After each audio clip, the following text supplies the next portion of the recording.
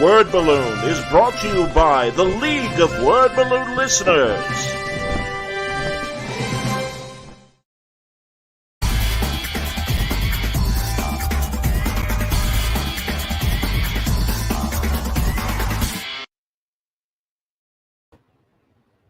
Welcome back, everybody. It's time again for Word Balloon, the comic book and sometimes novel conversation. John Suntress here. We're talking novels today, and we're talking about it to a guy who has done his share of comic books and novels, and even some television as well. Michael Jan Friedman, very prolific writer. We've had him on before, and I'm happy to welcome him back. Good to see you, Mike.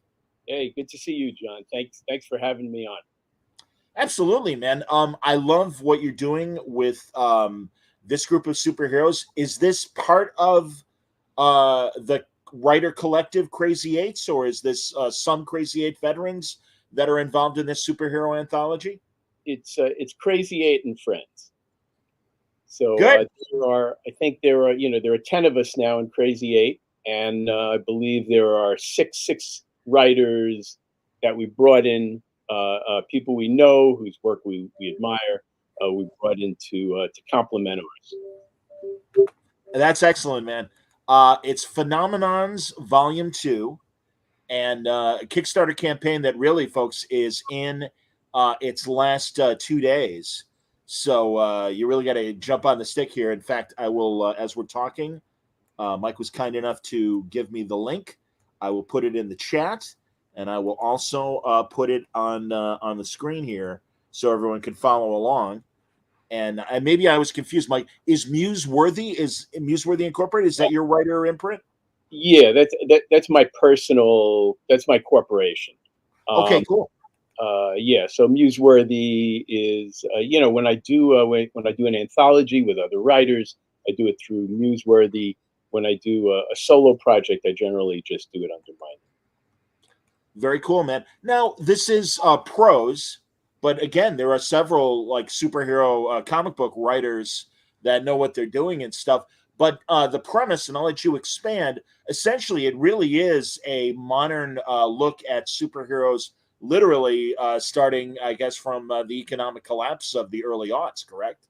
Right. The conceit here is that the crisis, the financial crisis in 2008, was never resolved. People are having a hard time making ends meet. It's not quite a depression, but it's close to that. And Sure.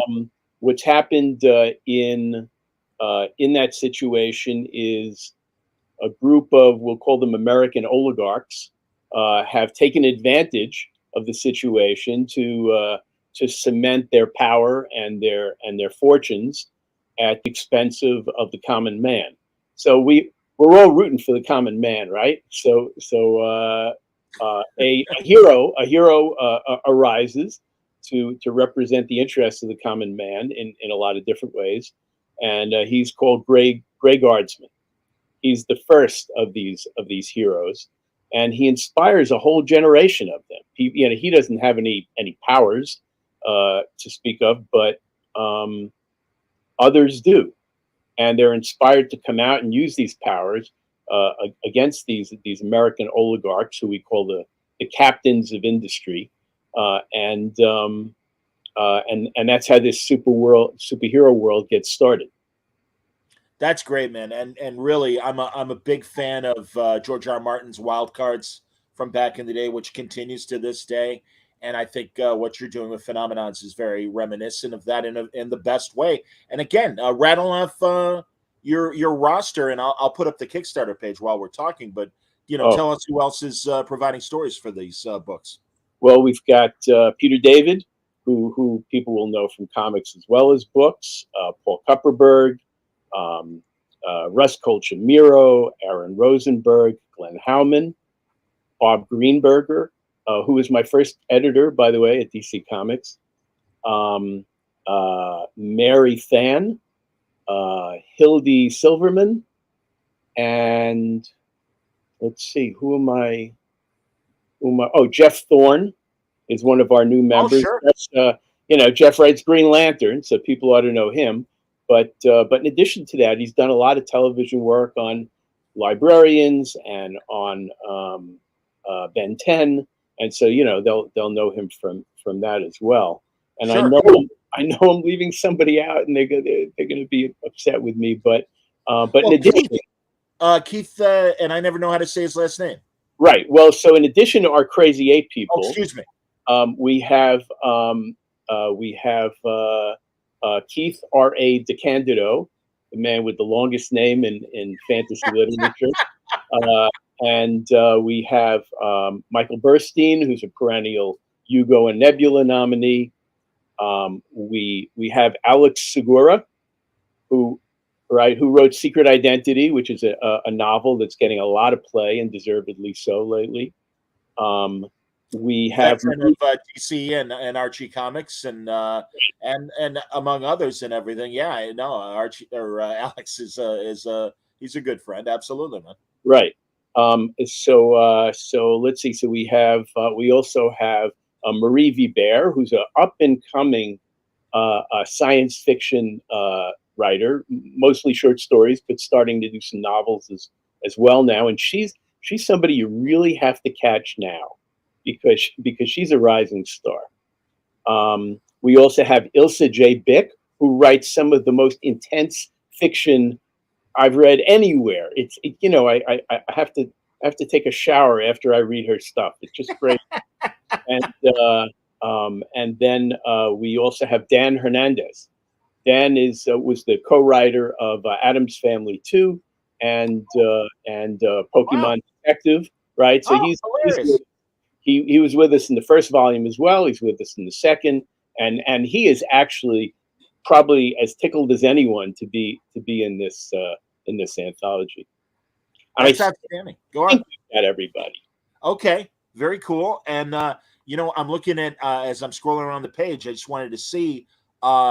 Hey, listen. First of all, if you just want Volume 2 of Phenomenons and just want a digital copy, $9 and you get the book. $16 you get both books, which is fantastic. And then also $25 or more. There's a trade paperback edition that is going to have both of the of them in softcover. So that's right. Right. Well, the $25 covers a trade paperback. It could be the original. It could be this second volume. Okay. I see. We have a package, a $48 package that has both trade paperbacks. Excuse me. Okay, very good. Always want clarification. That's good. No, this is great, man. And again, hey, you guys are close, but could use a little help to get over the top. And again, we're about literally 2 days to go, so we really want to see this happen. And truly, you've got great people that know how to write great adventure fiction, and I trust your steady hand as editor. And hey, man, a guy that we both knew and venerated, I would say, Brian Augustin, was my editor at DC on Dark Stars. Yeah. And sometimes I would turn in a script and he would just glance at it and say, okay, and turn it over to the artist.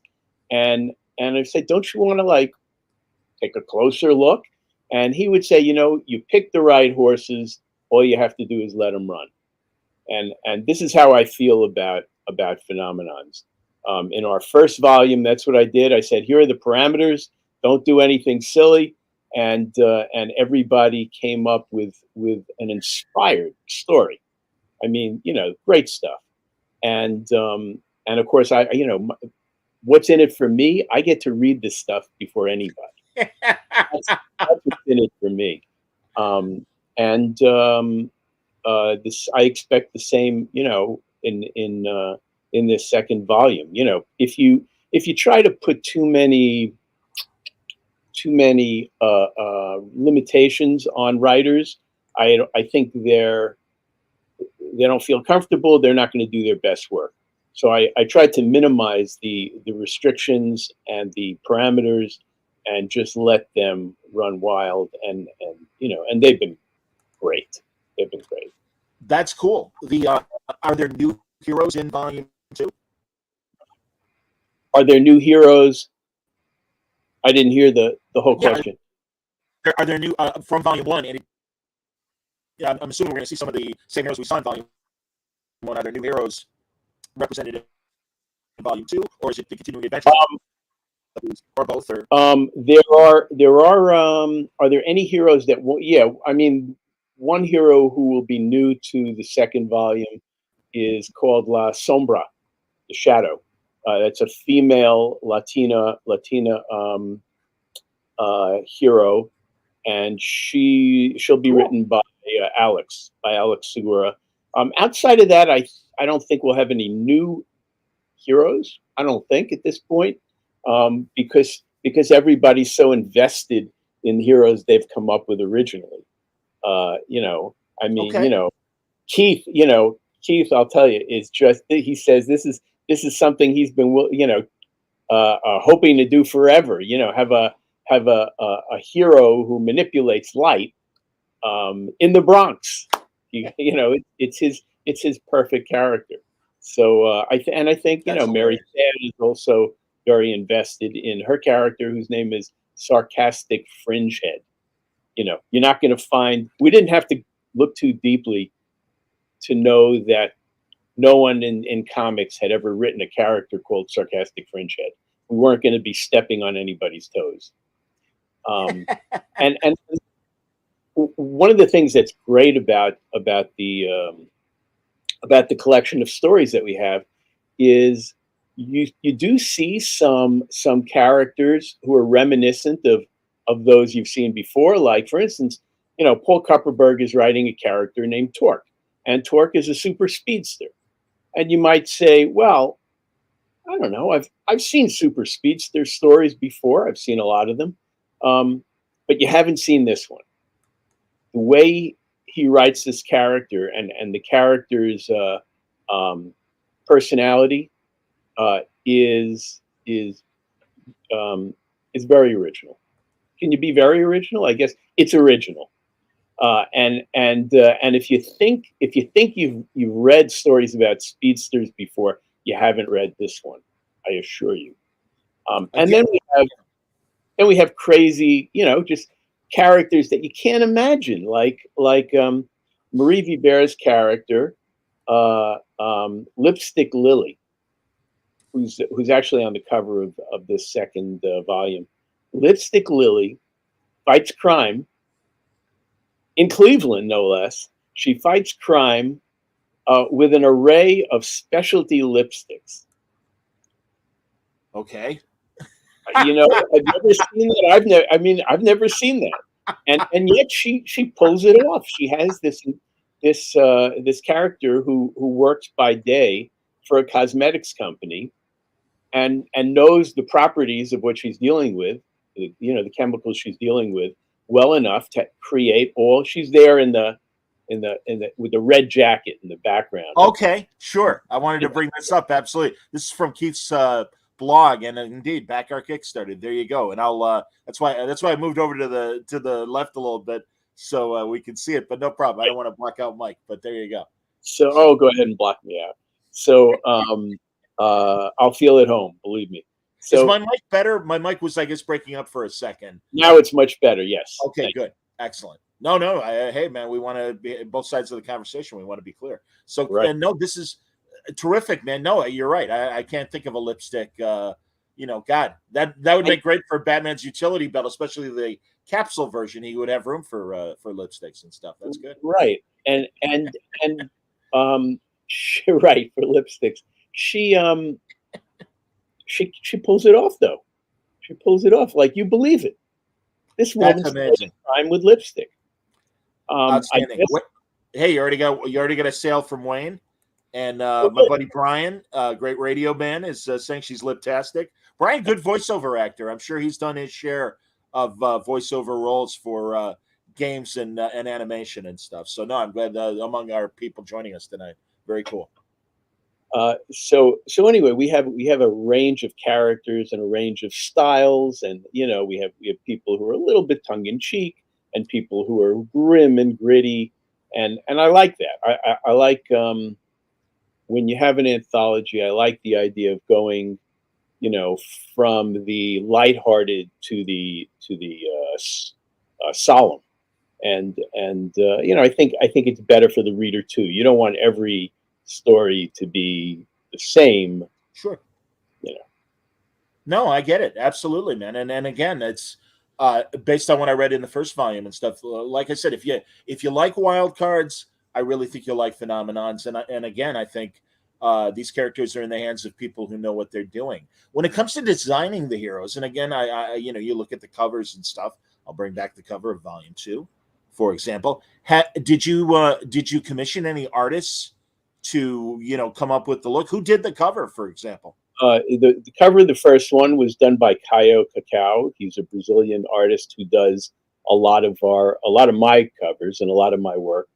And this particular one, the second volume, was done by Gary Carbone, who Sure. you know him, okay? And Yeah, give his, but feel free, give his dossier for the viewers and the listeners. honestly, I don't know him that well. I just know I like his work, and he was very easy to work with. He was a real professional. Okay, that's cool. No, I think I know him.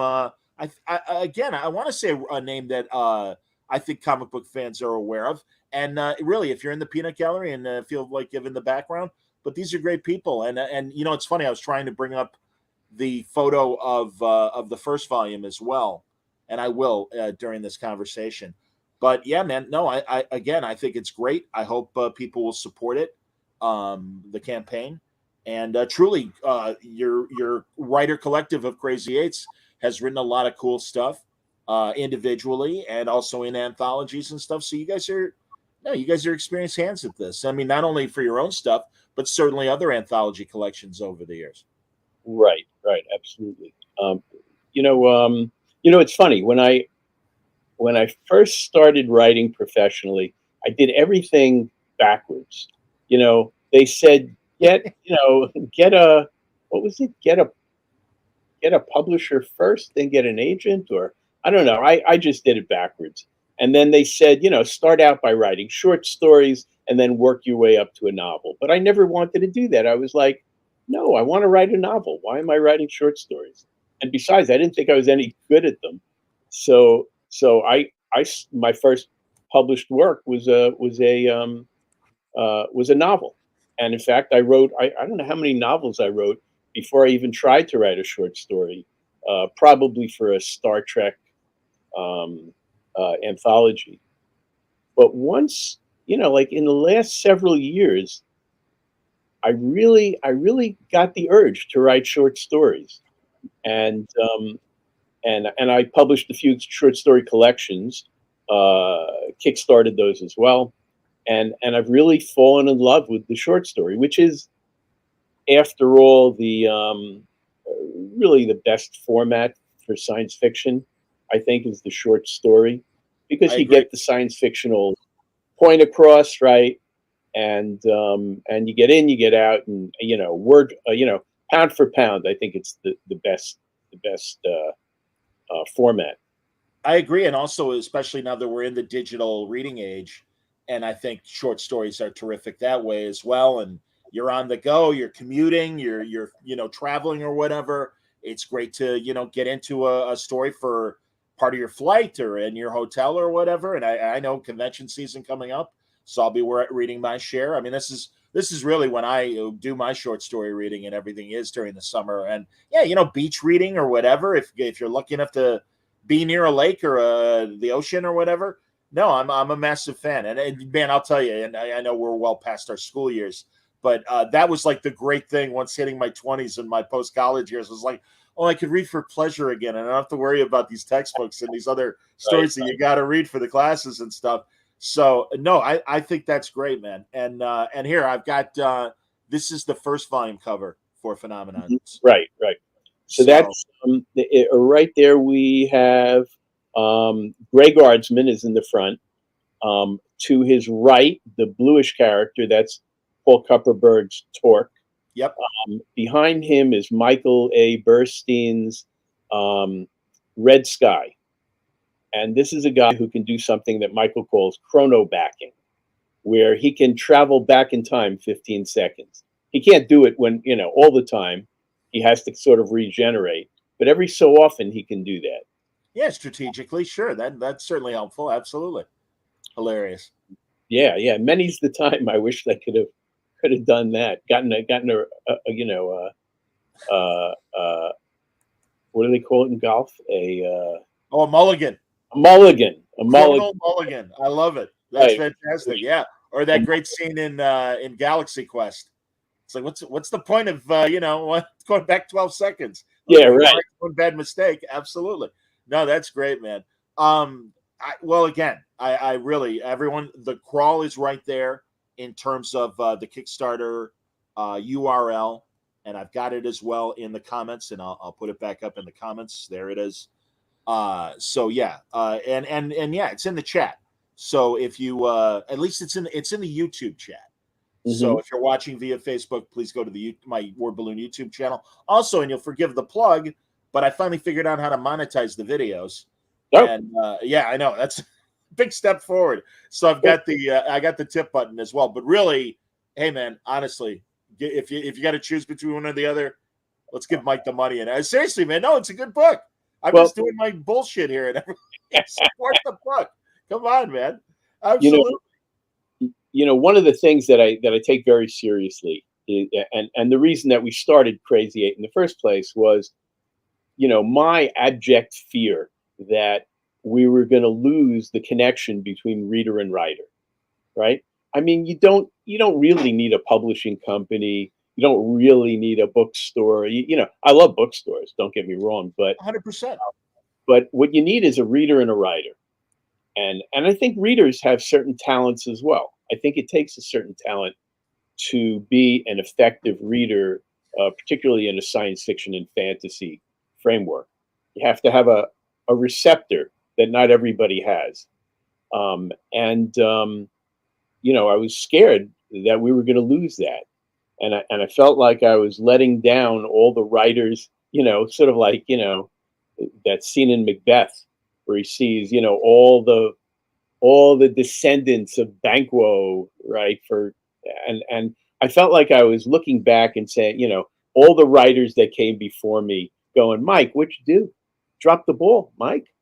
So I didn't want to drop the ball, and I wanted to do something to preserve that relationship.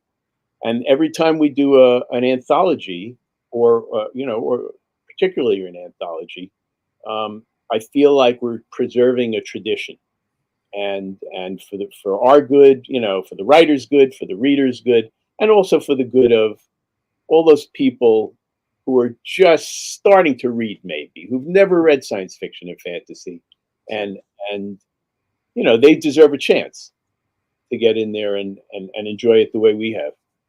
Totally, man. Are you? Do you have a Facebook group that Crazy Eights, or even Yeah, I know you've got your own Facebook page for your writing specifically, but yeah, I mean, is it an interactive community in terms of people yeah, writing in and having thoughts on the book so far? yeah. I mean, if you write to Crazy Eight, you'll on Facebook or on Twitter, we'll respond.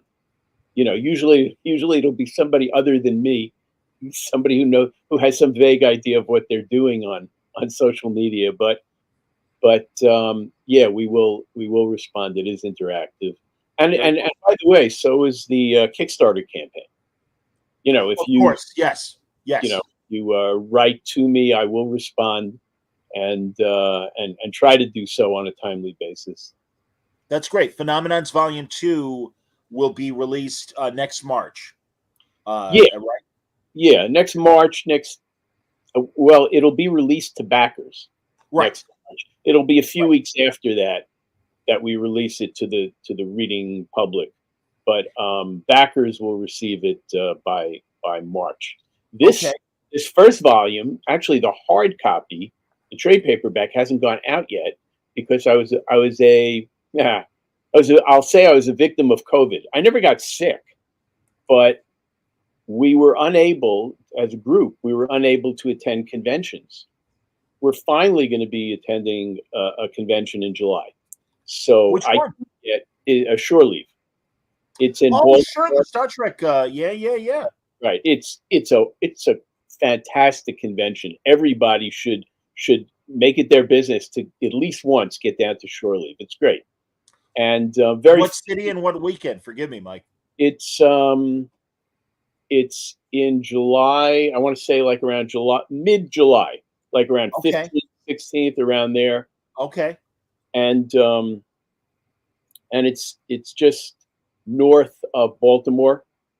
Oh, Yeah, and in beautiful horse country. I mean, it's amazing.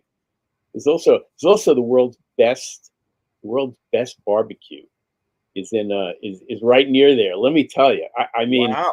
I know you've got great barbecue in Chicago. I We know you do. have, but I won't deny it. We you do. try this place. Anyway, That's uh, great, man. a great convention, and I'm finally going to have my colleagues together with me so they can sign these books, because that was one Wow. of the things I promised our backers, is that the books would get signed. But in a pandemic, it's hard to get the books signed. So actually, they were supposed to get the first volume last March. They'll get it in July instead, because we have to wait for the signatures.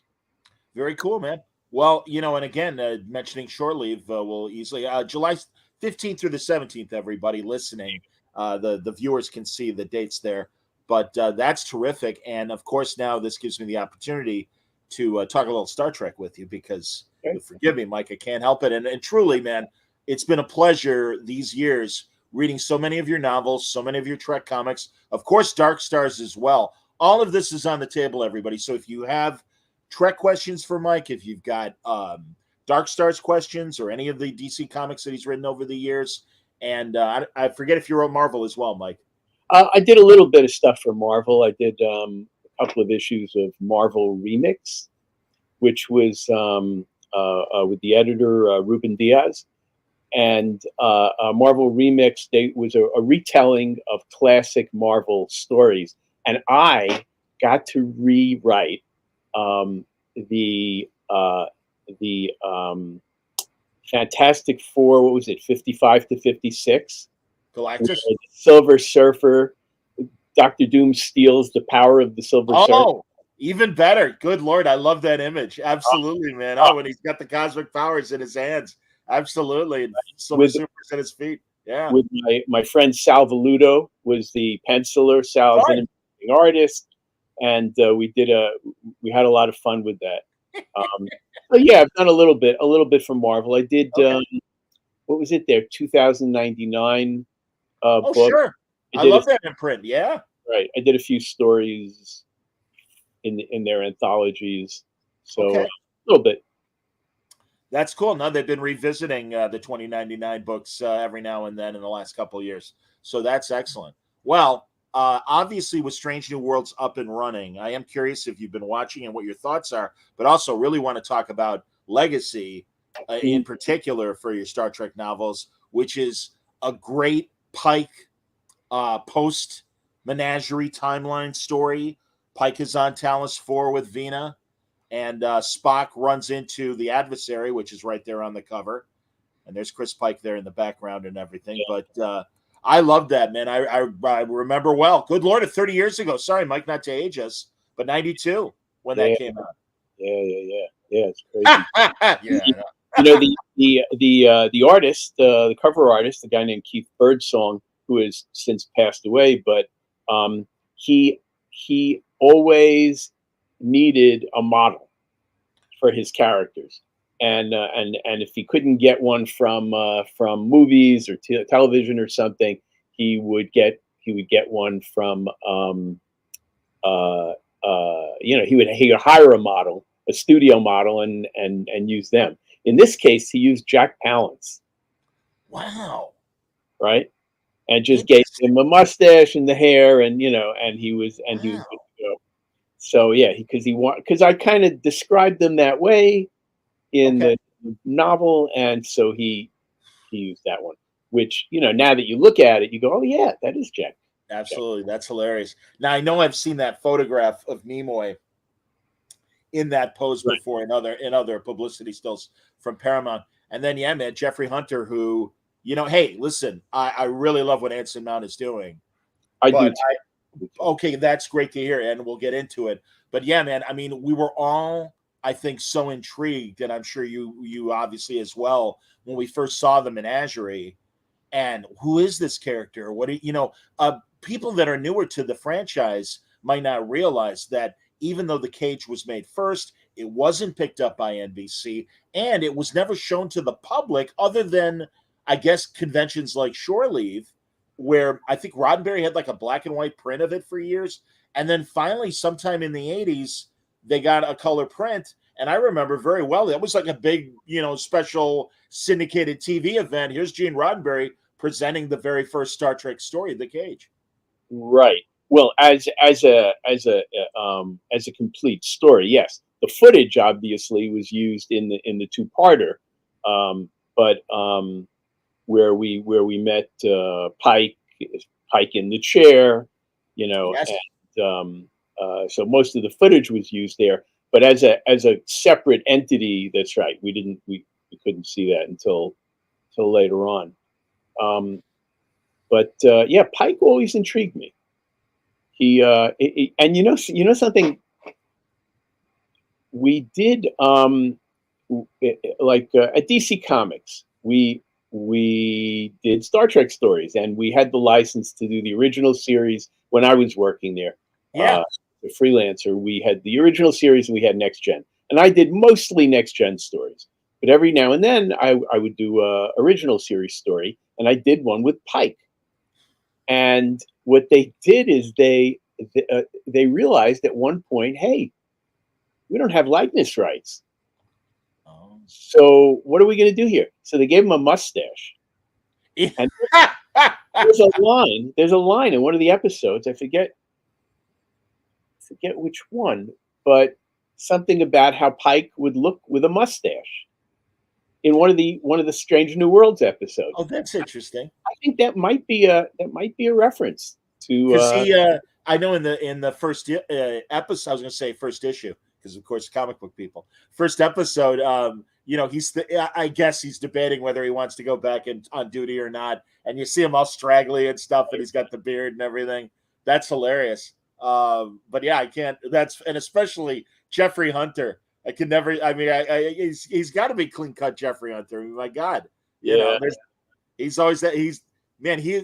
I would love to have heard what John Ford saw in Hunter, because he's in so many of the John Ford movies, The Searchers, and I want to say Corporal Rutledge or Sergeant Rutledge, the great Woody Strode movie where he's and The Last Hurrah, the great political movie he made with Spencer Tracy, and Jeffrey Hunter plays Spencer Tracy's nephew.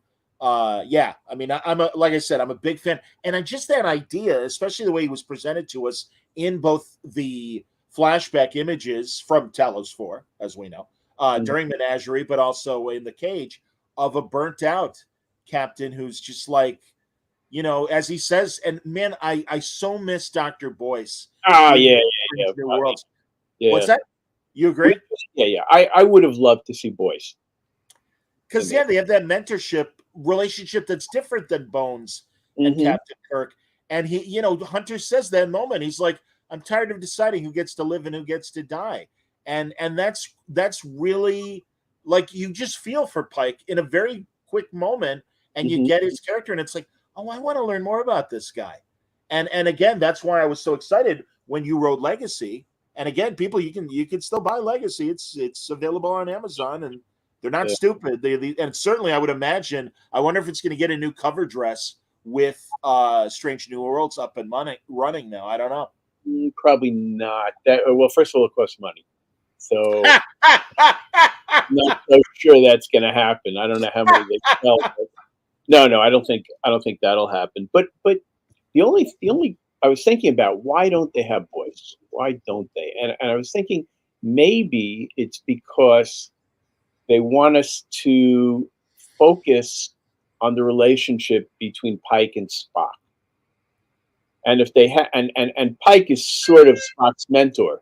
So if they have a mentor for the mentor, it might kind of, I don't know, water things. I understand. Yeah. That's the only thing I can think of. But I would have loved to have seen a new Dr. Boyce.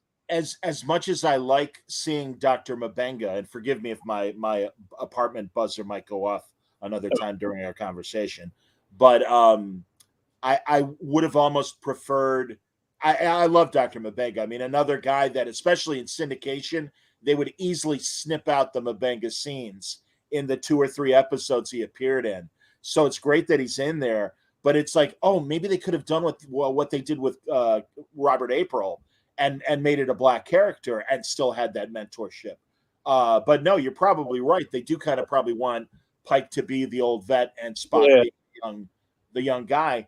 But that said, I like Rebecca Romaine as Una, number one. She's And who knew that she could act like that? She's very good. I hear you, man. No, because again, I mean, they really play. And listen, lovely woman. They play. I mean, she certainly had a lot of bombshell roles, including and now I'm blanking from X-Men. Shame on me. Jesus, people.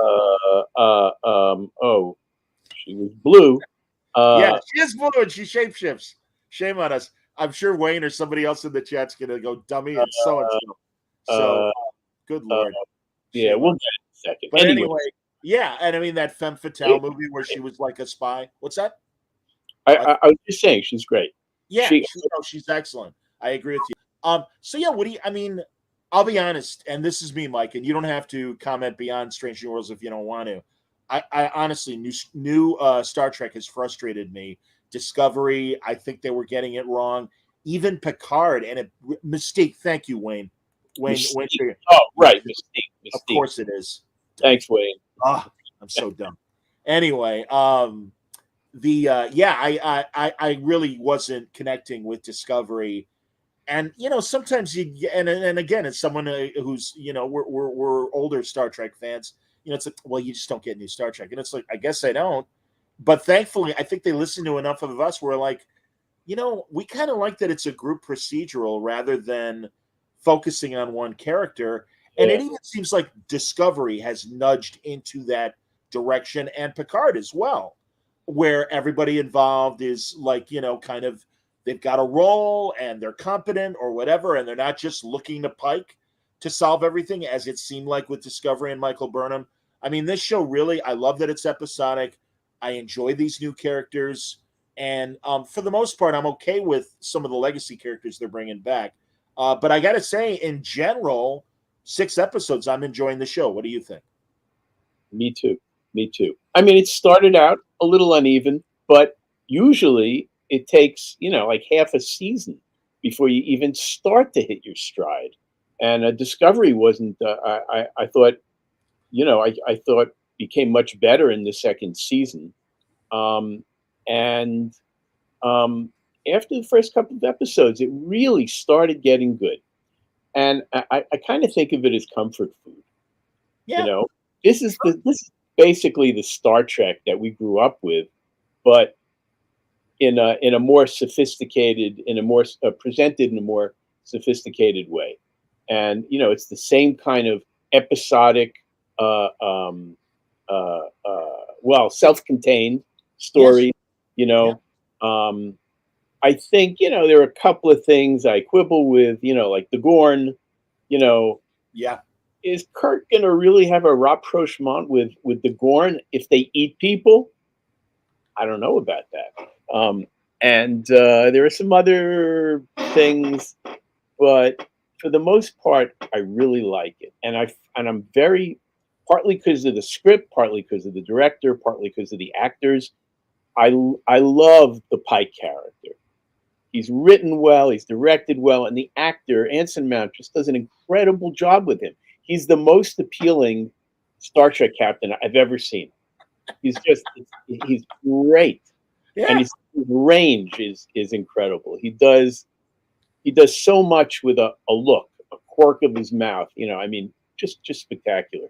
The body switch episode with Spock and T'Pring, and just his kind of like you just said, his takes as he's looking at them and trying to process what's going on. No, you're right, man. Subtext and that kind of physical acting to support a character and stuff. He gets it. And God, I even noticed watching the Doctor Strange sequel. Sorry, people, if you haven't seen it yet, But Black Bolt, his character from the Inhumans television show, he's back, and he can't speak, and yet he will scowl and give you looks, and it's just like, even through that mask, it's like, no, man, that's Anson Mount totally acting his ass off. It's great. Yeah, he's terrific. Ethan Peck is very, very good. Um, uh, the woman who plays Uhura does a great job. Number one is great. Noonien Singh is great.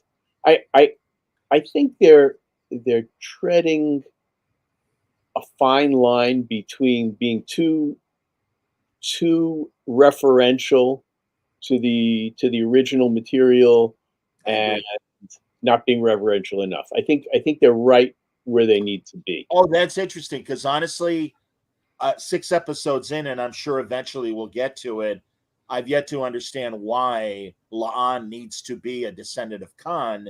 And just like the Gorn, I think they are kind of messing with continuity. And honestly, man, and I know Star Wars people have this problem with the new Star Wars stuff in some ways, but I think especially with Star Trek, as you well know, and it's kind of a point I've been making as I review episodes and stuff, not only is it fresh in our mind because we're so devoted to the show, but every iteration of Star Trek is on 6 nights a week if you have over-the-air television. 6 nights a week. And it has been since 1969 when it left NBC and went into syndication. So it's like, I understand that's a lot of hours of television to color within the lines and create new stories. But that said, Mike, you're a clear example of and I truly say, people who wrote the comics, people who wrote the novels, and also a lot of the screenwriters that wrote the sequel shows, the metaphor is they colored within the lines. And I just wish that the producers from the start would have said, hey, soft reboot. There's going to be stuff we're going to use. There's going to be new stuff we're going to do. Just get used to it, because we got used to it with Galactica. Don't you think? I mean, there are things that, you question a little bit, like the Gorn I questioned a lot. Totally. They didn't have to use the Gorn. They could have used Absolutely. It was nothing about, I mean, that was a little over the line. I'm a little conflicted about Spock and T'Pring. I was going to get to that as well, please. I agree with but I'm willing to see where that goes. It may be that before we're done, we'll have a better understanding of what happened in Amok time. But the Ponfar is supposed to be a particular event. It's not supposed to be something you can turn on and off, Well, yeah, but also, I mean, I'm okay. Listen, if it, first of all, in general, Vulcans mating or at least getting down, if we could put it in Barry White 70s lingo, I'm okay that maybe they're having sex beyond Ponfar, and that they have to mate maybe for Ponfar, so that's okay. But as you just said, it disappoints me that they feel it necessary to present a more sympathetic T'Pring, where we understand her point of view, because and really, Mike, and really everybody, this is me saying this, but I understand that they want stronger women and they want to do stronger characters and stuff. Well, T'Pring was a strong woman, and frankly, kind of, you might think it's soap opera, you might think it's I have no idea, being a guy, but it would seem to me, no, she was a like kind of classic soap opera villain in terms of, no, she's a conniver, and I mean, she explains her logic from Amok time and why she chose Kirk to fight Spock. And hey, I'm going to use your name, and either I'm going to be stuck married to you, or Kirk's not going to want me. So regardless, I'm going to have my boy toy, good old Stan. And that's, and again, that's like, there's nothing wrong with that. I would have almost preferred a different woman for Spock to be with, knowing, and the other thing too, the arranged marriage thing, and maybe that because it was the 60s, and maybe we still, and I know we still do in other parts of the world, but maybe, the idea of arranged marriages was not that far back in memory for the writers of the '60s that wrote Amok Time, for example. I mean, my grandparents weren't arranged, but it was that, kind of, well, you're going to marry a village girl and whatever, and so, yeah, I don't know, man. Maybe they feel that it's not relatable anymore. I don't know. I don't know. It hadn't occurred to me, but I think that's a good point. I think that's entirely possible, that the whole arranged marriage thing might have been frowned on. Yeah, it's possible. You Um, know? what was the other? Oh, so it's true that the Gorn were used when they didn't have to be. It's true that we're kind of retro fitting like the whole betrothal thing Yeah. between Spock and T'Pring. But if you put it up against other iterations of Star Trek, these are still very minor violations. You Okay. know, in Enterprise, for instance, the Ferengi show up. True. Yeah, we're not supposed to meet the Ferengi yet, right? That's a very good point. We meet the Klingons before we're supposed to meet the Klingons. In Discovery, the Klingons are completely different. I For know. no reason I still can't figure out why. I don't know either. You know what I think it is, Mike? I think, honestly, merchandising. It kind of reminds me of when someone pointed out to me, why do you think C3PO has a red arm? It's like, because J.J. Abrams can now sell C3PO figures and say, no, that's my character, that's my version. Yeah, And also maybe the idea, because in fairness, as we well know, the Klingons look changed from the original series to the first movie in '79, and then evolved more during Next Gen. And everyone is curious, I'm sure you are too, what's Michael Dorn going to look like when he shows up in Picard season 3? And I'm hoping, and I mean, Terry Matalas says, no, he'll look like Worf. Don't worry about it, but we'll see. we spent so much time trying to figure out how the Klingons went from the original series look to the uh, to the to the Next Generation or the movie era look, right? How did with the bumpy heads? How did that happen? I offered a solution to that in My Brother's Keeper trilogy, I believe it was, right? And I thought that was great. But whatever it was such a pain in the neck to try to explain that, and then you come up with Discovery's Klingons. Like, I don't get why you would want your actors to be in a makeup that completely obscures their expressions. You know, Yes, that yes, completely negates their ability to act. Why? to Why? emote. Yeah. Yes, I'm so with you. Absolutely. My God, yes. And it's funny, I almost think most of our reaction to the Klingons have made them gun shy now to go back to them in this Pike era and everything, which is pretty funny. Right. Um, Right. but because, and also, even Discovery being in the future, and it was really annoying me that I'm like, where are the Klingons? Where are the known aliens a Right. thousand years from Discovery? And especially in the last season, when you would see Ferengis but none of them spoke, and it's like, Jesus, man, I'm like, there they are, give some of them some of the dialogue, and I, let's see how they've evolved. I hate the idea, although I know that was Spock's dream and yeah. it's several hundred years later. I hate the idea that they have merged Vulcan and Romulus to one people and one world, and now it's Navarre. And I'm like, yeah, that's Vulcans and Romulans. I don't care what you say. Yeah. Sorry. I don't Yeah. I don't buy it. But whatever. Again, we're not in the writer's room. So Yeah. Yeah. It, it actually offended me when I would see Enterprise do something like, do a Ferengi episode. Like, there are so many stories to tell. There are so many. Why do you have to bump up against them?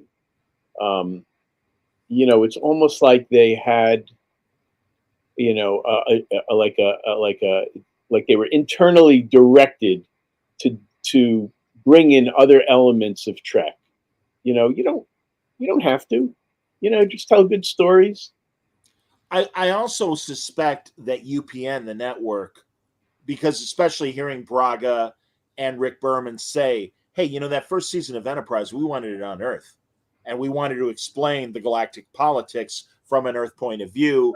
And then at the end of the season, okay, now Enterprise goes off on its first deep space mission. And UPN is like, no, the Next Generation formula, the Voyager formula. And it's like, all right, we've done 14 seasons of that. And it's the same people. Maybe they're running out of ideas. I mean, I totally understand that. Wayne points out, wasn't the explanation for the Klingons the use of genetically modifying Klingons to interact with the humans? This is the explanation for the bumpy-headed Klingon? I think the smooth-headed Klingons, although I remember Enterprise getting into them kind of stealing the eugenic idea. And that, by the way, another, and that's one of the reasons why I roll my eyes at La'an, Noonien, and Singh. It's like, listen, the Khan story is very interesting, but again, you're messing with continuity. It doesn't make sense for Spock to serve with a Noonien Singh and then be presented with Montalban and have no. I mean, you hate to use the easy thing. It's like, hey, I'm Vic Hitler. How you doing? I'm Vic Hitler. And it's like, oh, that's an interesting name. Da-da-da. And it's like, no, man, that's a notorious name. Wait a minute. Who are you? Yeah. It doesn't, and I'm not sure that they've done anything. I don't know. I mean, maybe we should reserve judgment a little bit until we see what else they might do with her. But so far it's not necessary. No, and honestly, Mike, I was thinking too when she kind of made her speech to Number One about how, I was persecuted as a kid, and also there's a great YouTuber that's a younger person.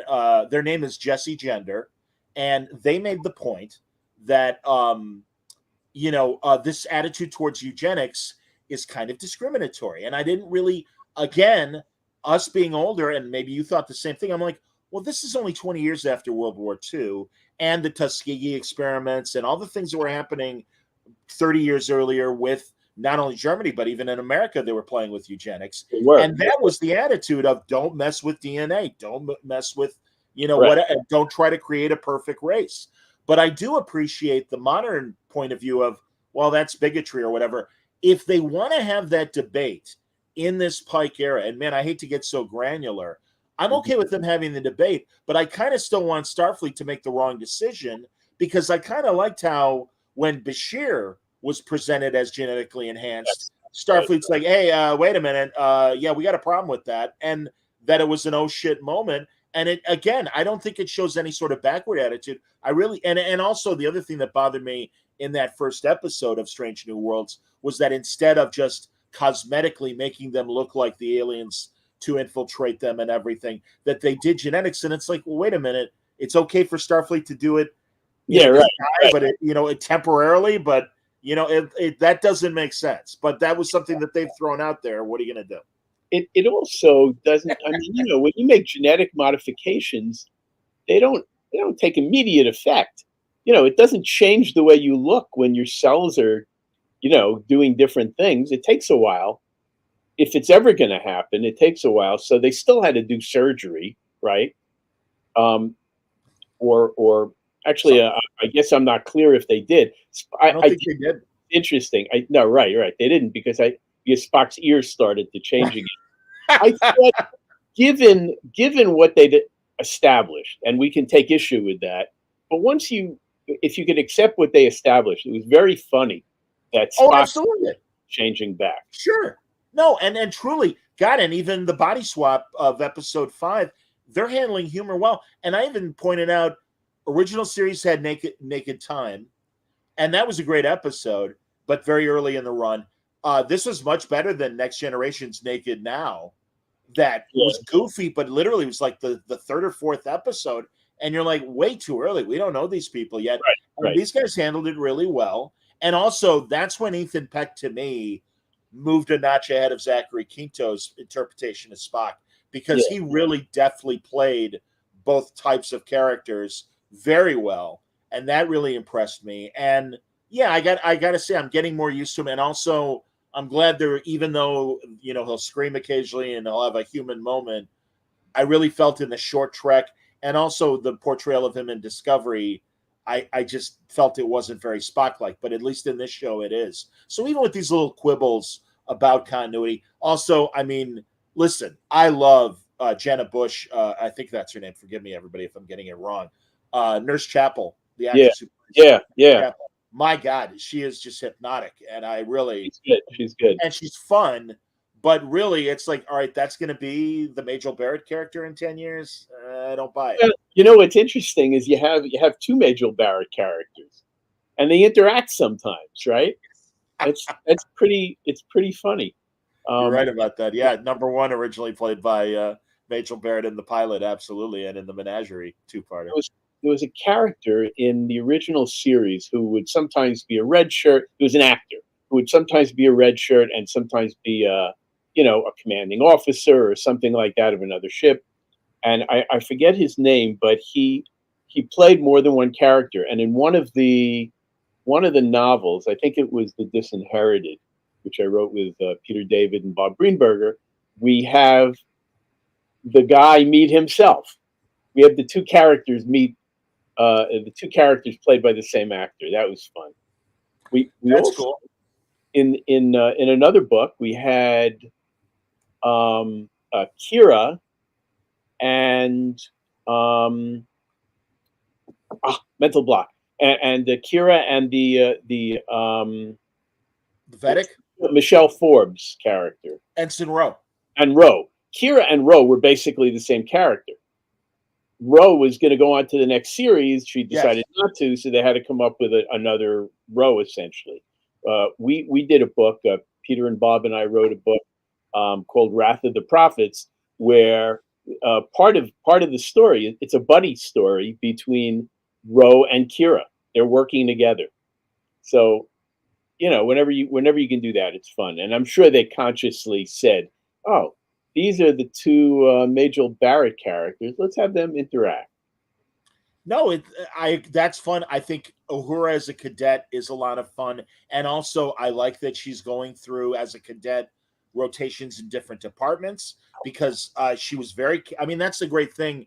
Even though Nichelle Nichols didn't get a lot of dialogue in the original series, I was just rewatching Court Martial, and they've got a skeleton crew on the bridge, and Uhura's at navigation because she can do it. And that's Mhm. great. And it's like, no, she was always capable. So I think that's interesting, and I'm okay with that. I wish Yeah. they'd spend more time with Hemmer, the Andorian offshoot race, because I think he's very Odo-like to me. And Yeah. and also the other thing that kind of bothers me is I have no problem with them playing with Sam Kirk, but Mhm. really, it's like, okay, that's a big name to throw down. And right now, as everyone has pointed out, he pretty much is Sam Rockwell's character in Galaxy Quest. And it's like, okay, man, you kind of owe it to us. And maybe they're waiting for the second season when they introduce the new Kirk actor, the new James Kirk actor, to play with him a little more. But it's like, hey, man, that's, again, much like La Nooney and Singh, it's like, that's a big name. I hope you're going to use him beyond just silly jokes and stuff. Well, but wasn't it cool when you had Lieutenant Kirk? It's going to be Lieutenant Kirk. That was a Sam, good switch. Good. Sam Kirk. Oh, yeah, I thought that was funny. And he's got the mustache, which is what you saw on the episode. The name escapes me, but the episode Operation Annihilate. Operation Annihilate. Right. Oh no, So, I'm with you, Mike. Don't sweat it. right? Thank you, thank you. You got my back. Absolutely, man. But it's funny that there's William Shatner with a mustache, and here's Sam Kirk. Oh yeah, and even him unconscious in that Uhura episode, and pretty much having the same pose and everything. No, I'm Yeah, with you. Absolutely, yeah. hilarious. And I think they're redeeming Uhura. That's cool. Yeah, no. Again, but there's always these like little things of, well, Jesus, again, you go back to the Menagerie, Pike's in the wheelchair, yes, no blinking and stuff, and to give her and Chapel this backstory of serving with Pike. Again, I mean, I really don't mean to be so nitpicky, but it's like, it just seems like they don't fit. I mean, here's where a novelist like yourself would come in and maybe fill in the blanks or whatever. Kind of like in the way that Nick Meyer rather did with Star Trek II, when they're like, well, Montalban, recognizes Chekhov, and I had no problem with them going, okay, he just wasn't part of the bridge crew. He was on the ship, and Right. Montalban, learned all the members of the crew. So sure, I'm like, all right, that's a good solution. I'm cool with that. Yeah. You know, Whatever. Go on. the first Star Trek novel that I wrote was called Double Double. One of And my favorites. Absolutely. Go on. That's thank where explain the micro Well, plot. it springs from What a Little Girl's Made of. So Yeah. it turns out that they left a Kirk android behind, and the Kirk android eventually takes Kirk's place as captain of the Enterprise, and Kirk is disposed of, unbeknownst to the crew, and he's got to kind of fight his way back. Um, and this is my first experience with approvals at Paramount. Sure. 2 layers of approval at Paramount. One was the licensing department, which I continued to work with for the next 20 years, and then there was Gene Roddenberry's office, and he had a guy there who was very protective of his interpretation of Star Trek. And the punch list that I got, which usually included 20 to 30 references to what I did, and please make this change, think about that, whatever. There was one that said, you got to take out Chekhov. So I was like, why do I have to take out Chekhov? So in those days, Gene's office would only communicate by fax. Faxes took there were those big cylinders. It took 6 minutes to send a fax. It's those things, you see, with the lotto numbers. The first number is 3. The second number is 4. These huge cylinders. So anyway, and they would only respond once a day. So we sent them a fax that said, why do we have to take out Chekhov? Yeah. And we got a response the next day. Well, look at your star date. There was a Awesome. memo on the wall at Pocketbooks that said, from Gene, that said, ignore the star dates. We made them up as we were going along. Yeah. Don't worry about them. Nonetheless, here's, we're getting this instruction that look at your star date. So he sent back a fax. Minutes. He sent back the fax, and the fax said, so if we understand this correctly, we can take out 11 pages of Chekhov dialogue, or we can change the star date. And the response came back the next day, yes. Wow. We changed one numeral, one, and we were able to keep Chekhov in the story. So continuity can work against logic sometimes. Understood. Absolutely. Hey, for continuity. You mentioned earlier the series of books you did, My Brother's Keeper, which really explores the relationship Kirk has with Gary Mitchell, the Gary Lockwood character from Where No Man Has Gone Before, the Navigator. It's very much established in that first Kirk episode that they're old friends, that they knew each other in the academy days, and they have this great history. And another trio of books of yours that I really, really enjoyed, because I mean that as much as I agree with people that are like, I wish film Trek would move the story forward rather than looking back, there are opportunities for story in these gaps of years that you can explore, and that was always like a great thing about the novels. Yeah, thank you. I mean that was it started out with I was trying to picture Kirk explaining to Gary's parents, because he would have known them, right? They were good friends. Explaining to Gary's parents that he had died, and how would he handle that? That was the kernel. And then once I had that in mind, I kind of said, okay, so we could explore every stage of their relationship, and it became a trilogy. But that was the kernel, and it's a very emotional, scene. It just sprang to life, full fully formed in my head. And once I had that, I kind of knew where the series was going.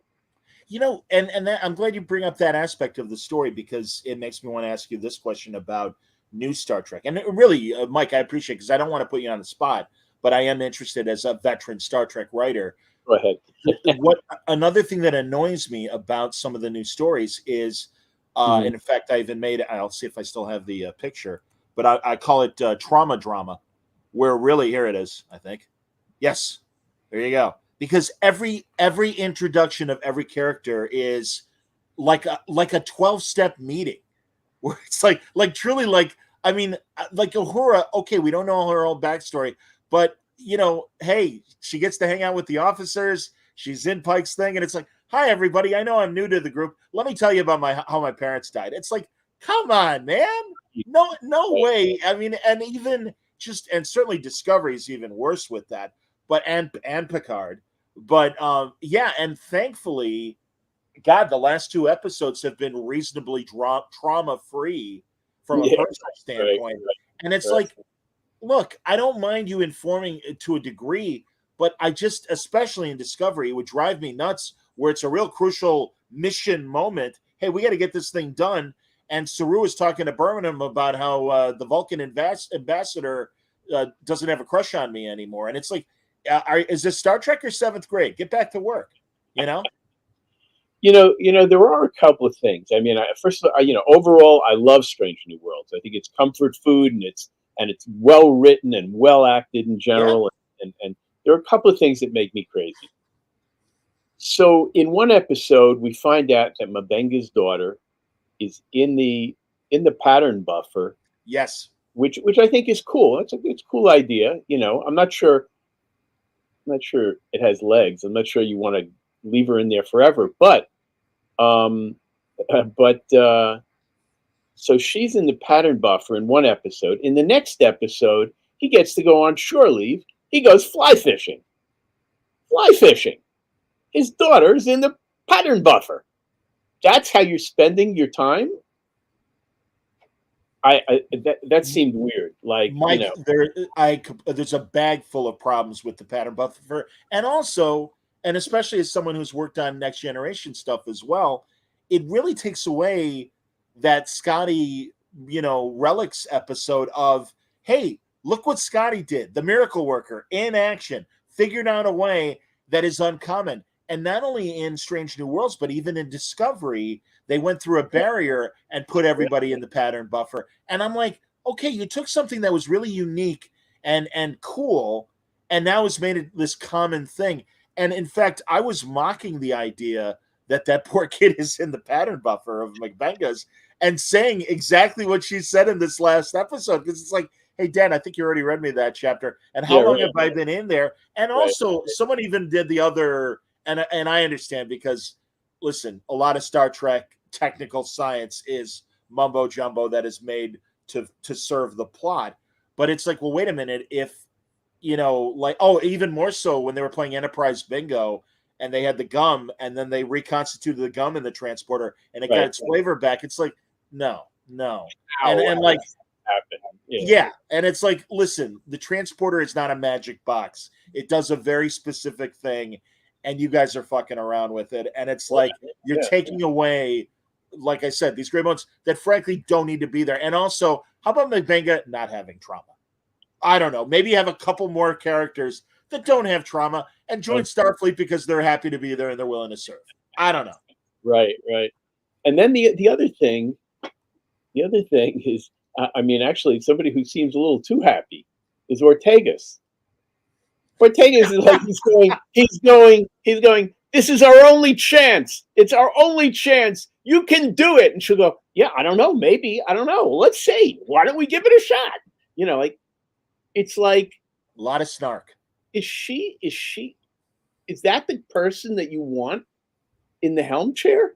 Like, well, I don't know if it'll work, Captain. I don't know. Should we give it a shot? Hey, who? Well, it just seems she just seems a little too like when the captain gives you an order at a critical time, you're really just supposed to do it.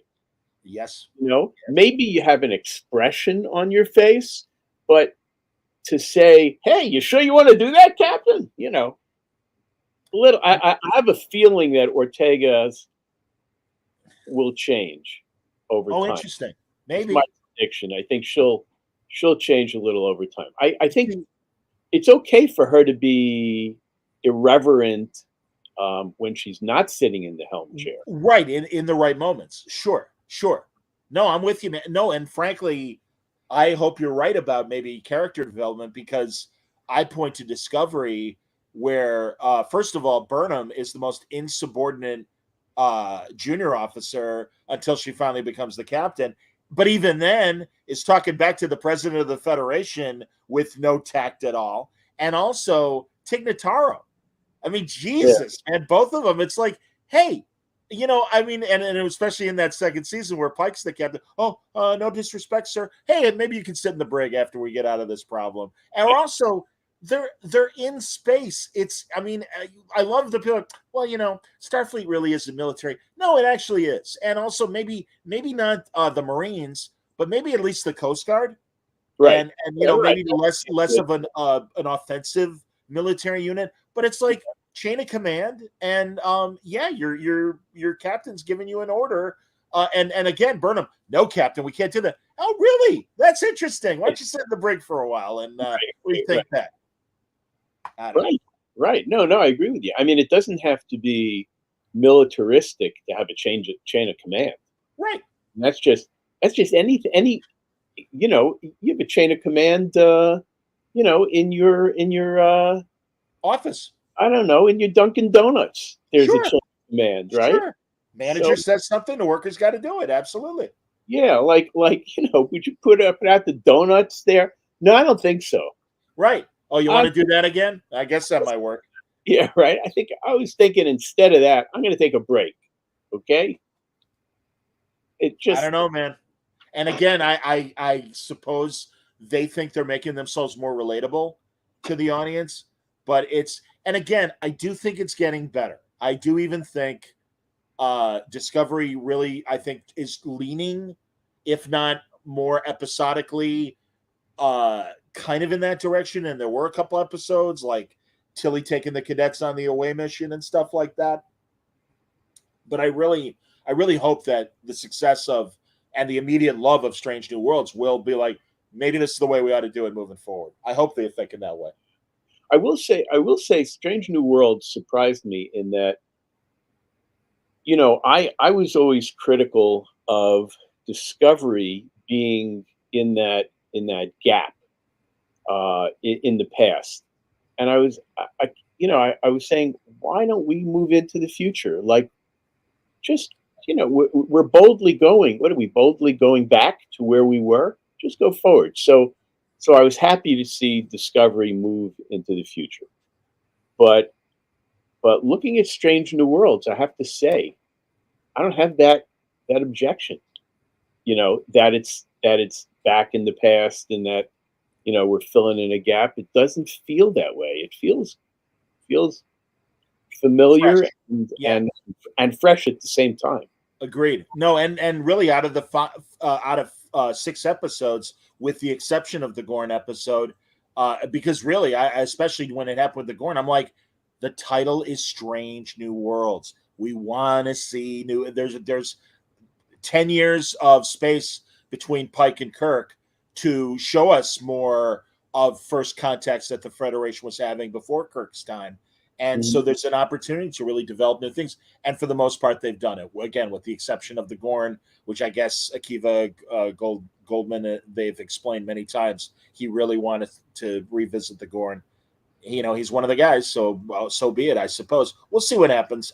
Again, I don't see how that reconciles given the dialogue in Arena, and the Metrons call them the Gorn, and it's like, well, Spock is getting a face full of the Gorn.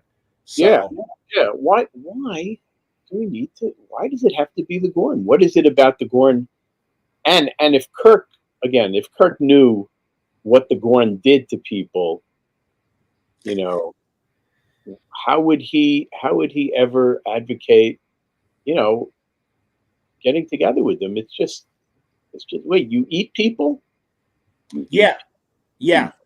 Yeah, they seem beyond negotiation at this point in the pipe, in the way they're rewriting them and stuff, as opposed to what we got in Arena, which is interesting because again, that's kind of fundamentally Star Trek. Of Rob Burnett, my buddy, who is a big Star Trek fan and critic, and directed Free Enterprise. He's like, and I think he was quoting Roddenberry. Star Trek doesn't have villains; they have adversaries. They have Right. people that you understand their point of view. And I will say, to Strange New Worlds' credit, I've liked these new aliens they've come up with and their backstories, even the last one with the child, the Dalai Lama kind of child Yeah. Yeah. and everything. It's like, no, that, and even the one before that, the Easter egg people, that's what I call them, with their stripes on their round Oh yeah. Yeah. heads.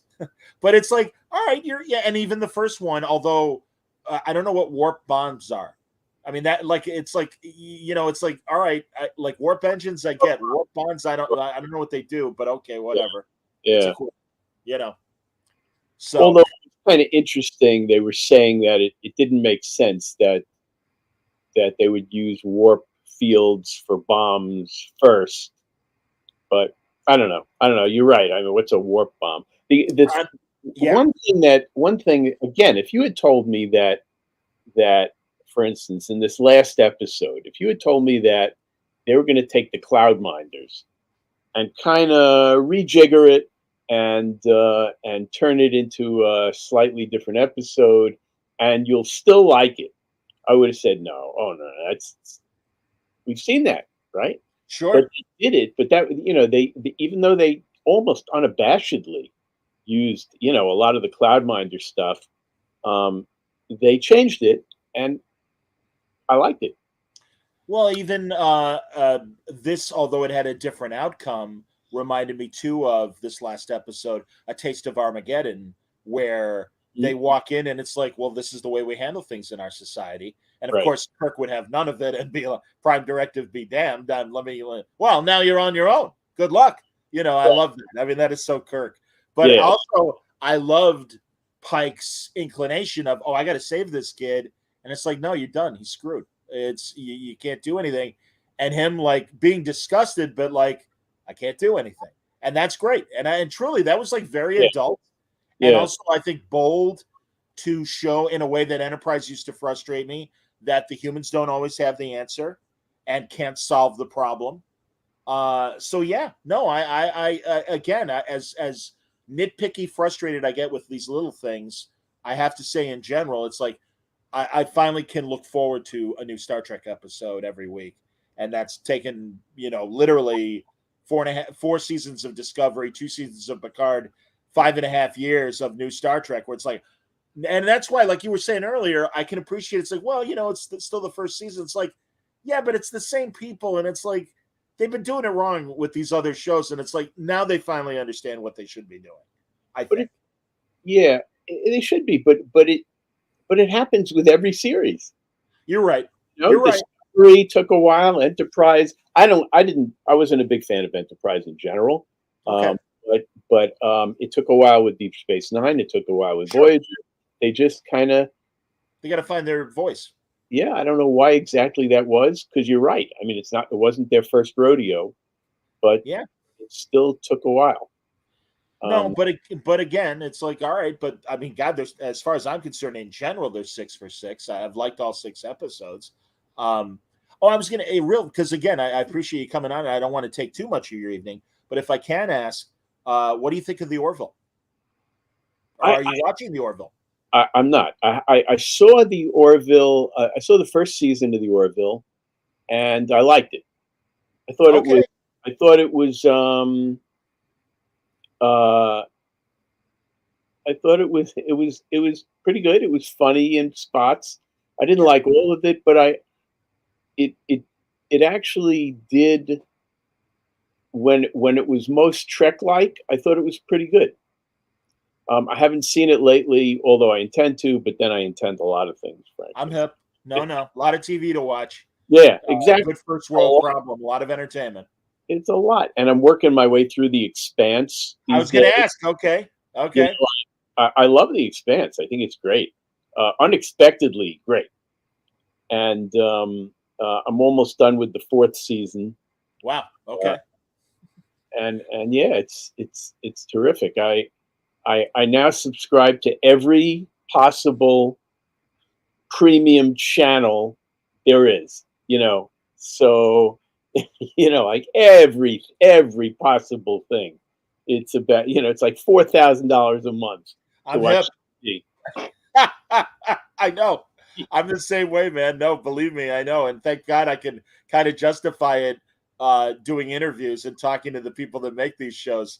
So I can be like, no, actually, I need Hulu because of this reason and stuff like that. But I will say about the Orville, I think the second season rather got much better. And I Oh, got to say, 2 episodes in, I'm very impressed.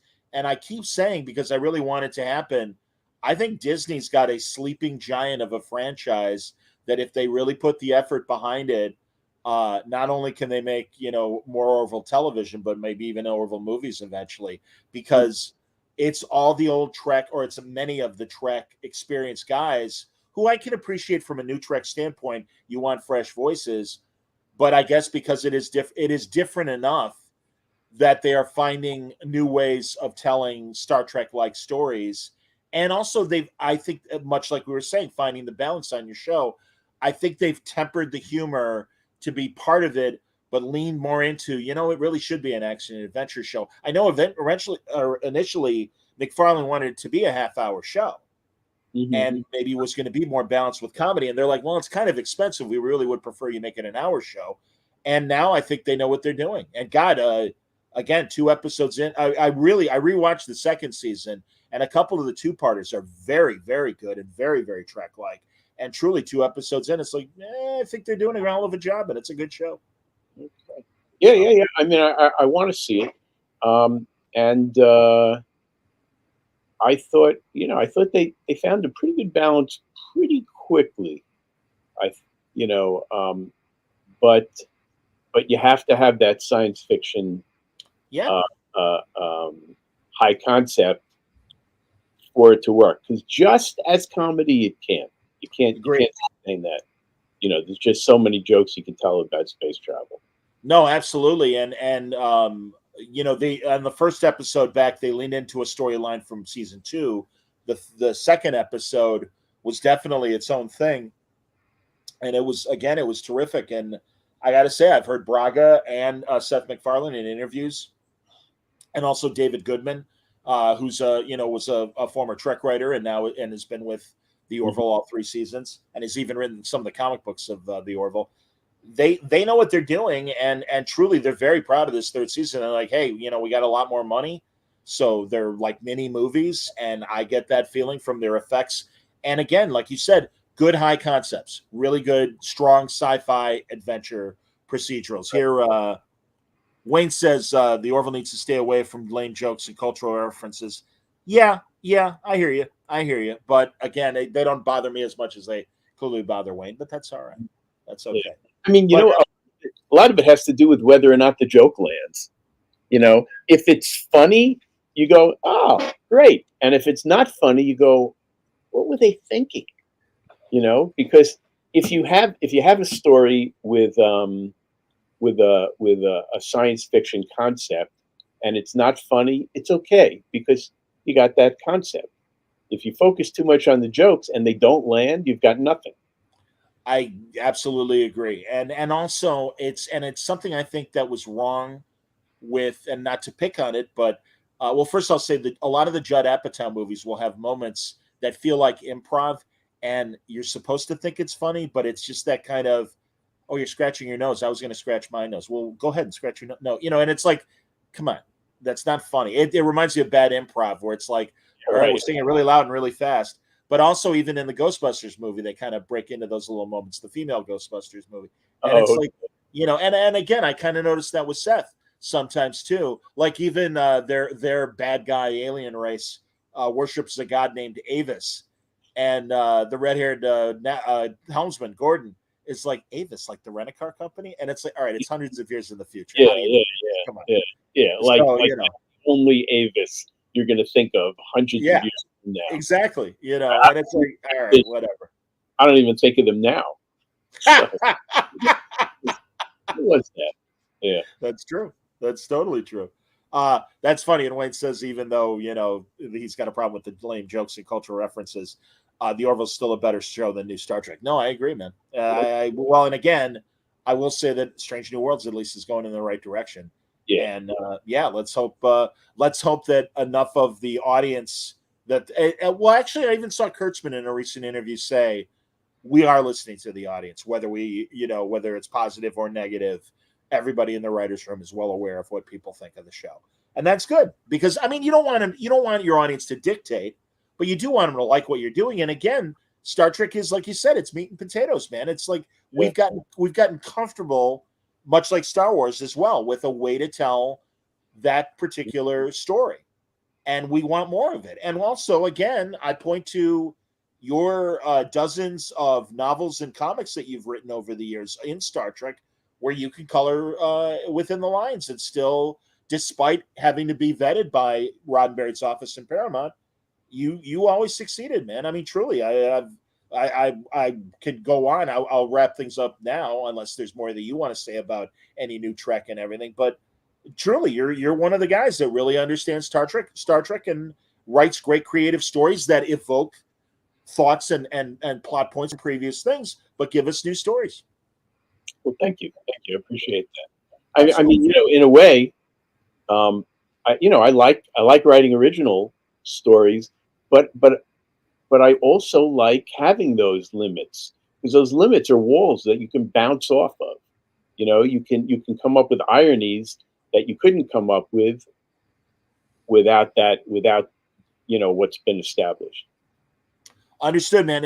Our last conversation, we talked about your Aztec Detective series. Right. Continues. And then, go to michaeljanfriedman.com. .net. Pardon me, .net, excuse me.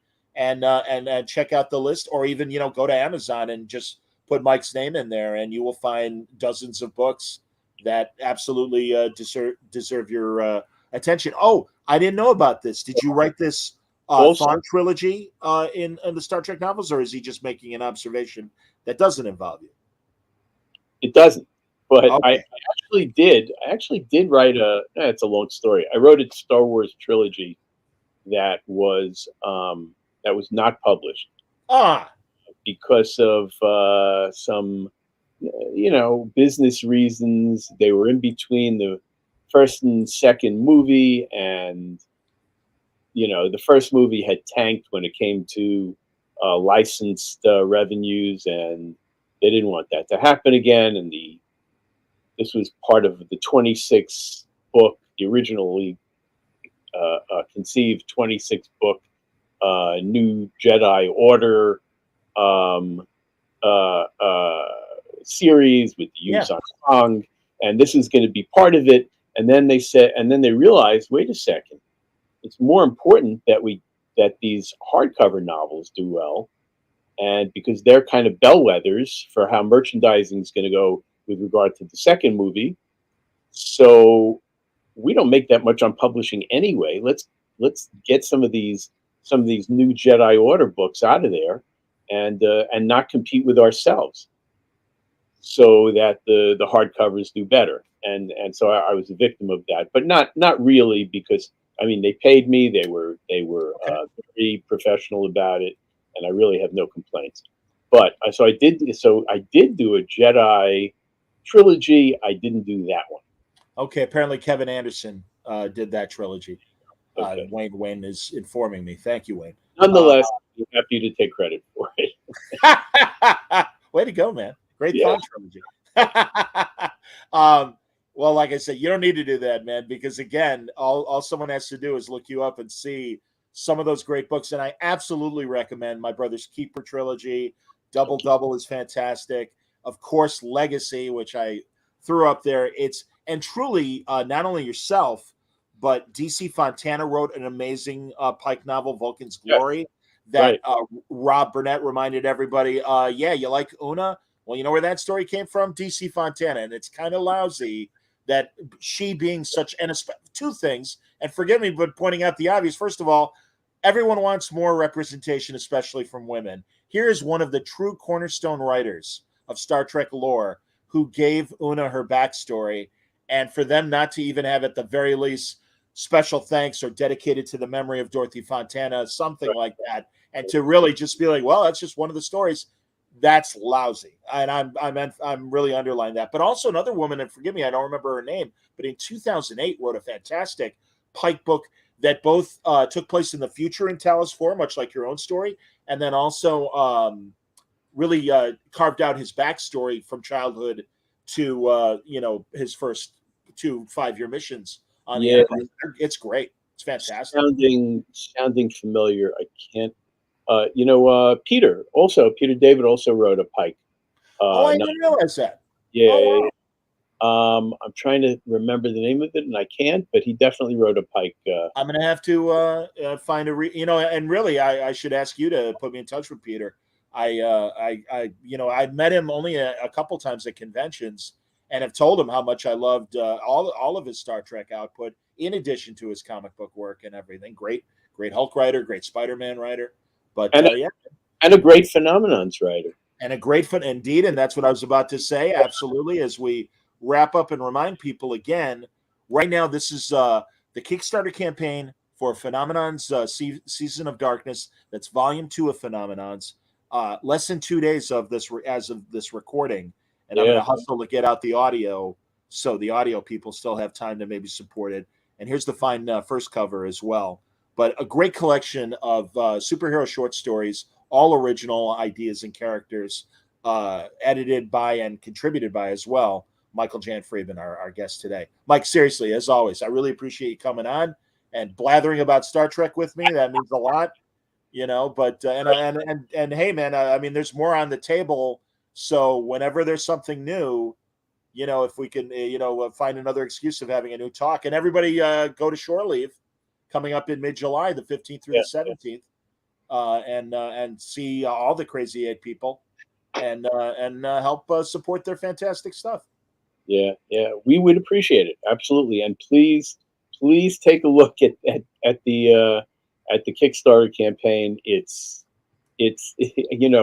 running a Kickstarter it's exciting at the beginning because you get all these pledges, and then there's this vast desert that comes after that. It's nerve wracking. Just in case anybody's wondering, it's nerve wracking, and then you hope at the end you get another rush. So we're counting on that, and thank you for for this is a very timely way to get the word out. So I appreciate that. Genuinely my pleasure, man. And yeah, I'm proud to say my Word Balloon viewers and listeners are an active group that trust my taste, and I know this is in their milieu as well, even if I didn't recommend it. So I'm happy to put the spotlight on it and talk to you today. So thank you for spending time, and look forward to our next conversation. Absolutely. Let's have one soon. Absolutely, man. Thank you. Thanks Okay. everybody for watching. Thanks everybody.